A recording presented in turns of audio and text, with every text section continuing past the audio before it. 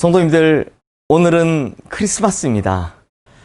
이제 이 매일 묵상이 끝나고 오전 6시가 되면 이제 크리스마스 예배가 우리 영상으로 올라가는데요. 우리 성도님들 매일 묵상도 은혜 받으시고 또 크리스마스 예배를 통해서도 은혜 받으시고 은혜가 넘치는 이 기쁜 성탄절 되기를 주님의 이름으로 축원합니다. 사랑하는 성도님들, 메리 크리스마스! 유럽의 기독교계 나라들이 성지 예루살렘 탈환을 목적으로 십자군을 구성한 십자군 전쟁 당시에 유명한 아시시의 성자 프란체스코는 그 전쟁을 유일하게 반대했던 사람입니다.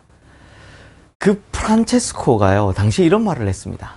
우리가 파송해야 할 것은 십자군이라는 군대가 아니라 오히려 그 사람들을 우리가 사랑한다라는 평화의 십자군입니다. 참 지금 생각해 보면 너무나 맞는 말이죠. 그래서 이 프란체스코가 당시에 쓴 유명한 시가 있습니다. 그 시를 한번 읽어드리겠습니다. 주여, 나를 당신의 도구로 쓰소서.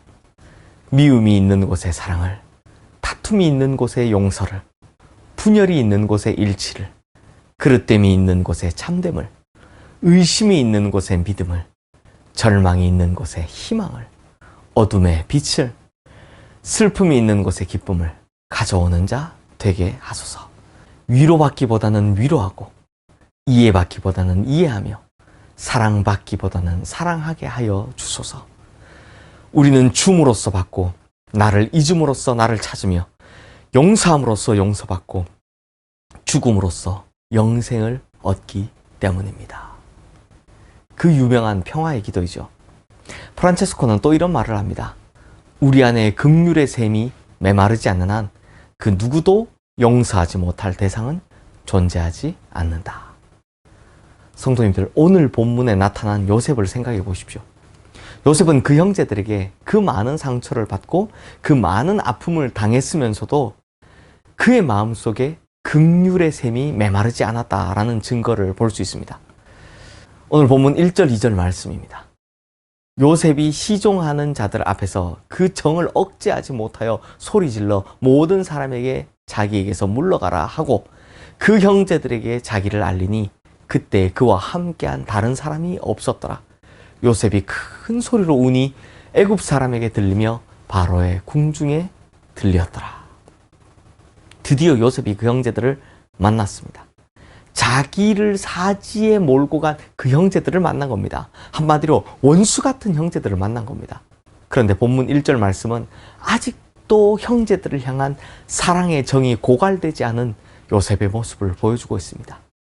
사랑할 수 있는 에너지가, 용서할 수 있는 에너지가 아직도 요셉 안에 그대로 존재하고 있었다는 겁니다.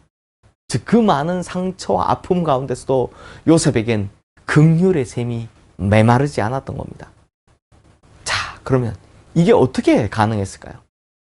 저는요, 그 상황을 해석하는 능력에 따라 결과가 달라진다라고 봅니다. 그러므로 요셉에겐 아주 특별한 관점이 있었는데 바로 섭리의식이라는 것입니다. 오늘 본문 5절에서 9절 말씀에 보면 아주 중요한 단어가 있습니다. 요셉 전체 인생의 키워드라고 할 수 있는데요. 좀 길지만 이거 제가 읽어드리겠습니다. 당신들이 나를 이곳에 팔았다고 해서 근심하지 마소서, 한탄하지 마소서. 하나님이 생명을 구원하시려고 나를 당신들보다 먼저 보내셨나이다. 이 땅에 2년 동안 흉년이 들었으나 아직 5년은 밭갈이도 못하고 추수도 못할지라 하나님이 큰 구원으로 당신들의 생명을 보존하고 당신들의 후손을 세상에 두시려고 나를 당신들보다 먼저 보내셨나니 그런즉 나를 이리로 보낸 이는 당신들이 아니요 하나님이시라.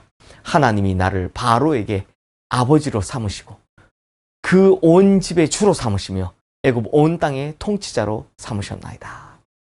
여기서 가장 중요한 키워드가 뭐냐? 바로 하나님이 이렇게 하셨다라는 겁니다. 내가 한 일이 아니라 하나님께서 하신 일입니다.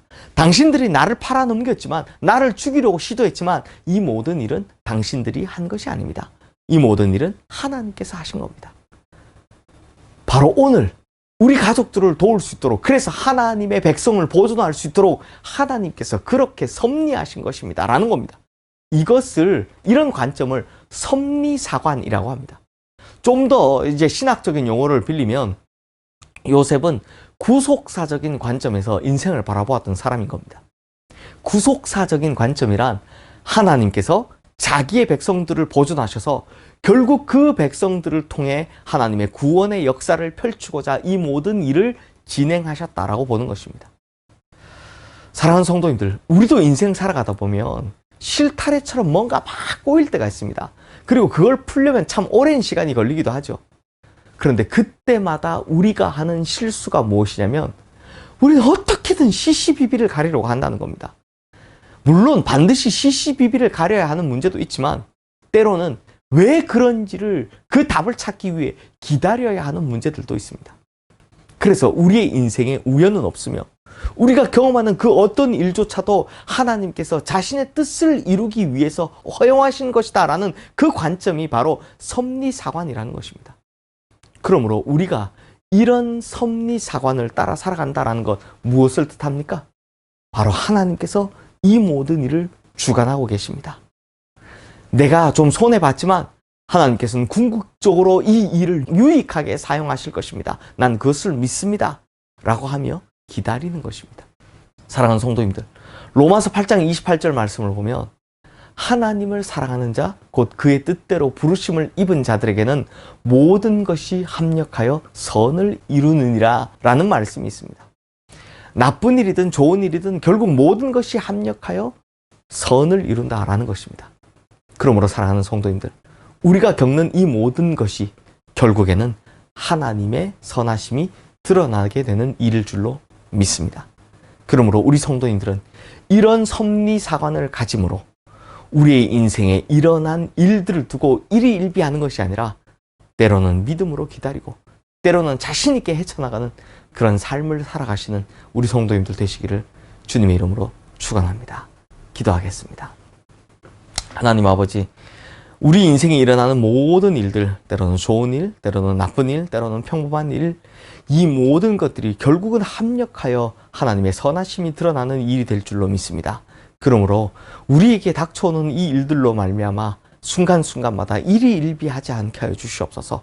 그리고 하나님, 나쁜 일이 생겼다고 반드시 복수의 마음을 품지 않게 하여 주시옵소서. 오히려 때를 기다리고 하나님의 뜻을 살펴서 이 모든 것이 선하게 이루어지는 그날을 바라보는 우리 성도님들 되게 하여 주시고, 이 모든 일이 결국 선하게 이루어지는 것들을 맞이하는 우리 성도님들 되게 하여 주시옵소서. 이러한 섭리사관을 가지고 살아가 우리의 인생의 모든 일들을 하나님의 뜻 안에서 해결해 나가는 우리 성도님들 다 되게 하여 주시옵소서. 예수님 이름으로 기도드리옵나이다. 아멘.